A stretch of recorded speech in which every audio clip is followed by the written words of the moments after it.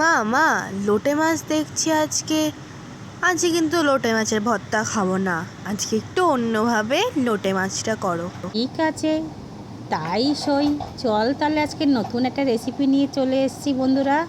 তো আজকের রেসিপি হচ্ছে গোটা লোটের ঝোল। তো গোটা লোটের মধ্যে আমি নিয়ে নেব মশলা, বেশ খানিকটা 250 মতন পেঁয়াজ, 50 রসুন, সেটাকে থেতো করে নিয়েছি ছাড়িয়ে, একটা বড় গোটা টমেটো, আর বড় বাটির 1 বাটি ধনেপাতা কুচি। তো এই হলো আজকে আমার মশলা।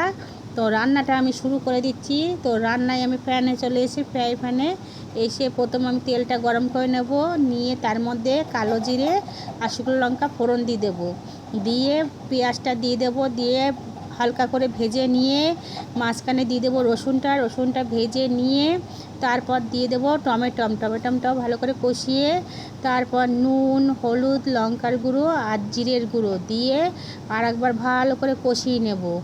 তেল ছেড়ে যাওয়ার পরে মাছগুলো দিয়ে দেব, দিয়ে বেশ খানিকটা ধনেপাতা দিয়ে তার মধ্যে লোটে মাছটা দিয়ে ভালো করে নাড়িয়ে জল দিয়ে তো মিডিয়াম আঁচে আমি বসিয়ে দিলাম।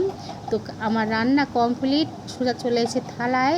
তো মেয়ে খেয়ে বলবে কেমন হয়েছে। বাহ, দেখতে যেমন সুন্দর হয়েছে, খেতেও হয়েছে দারুণ।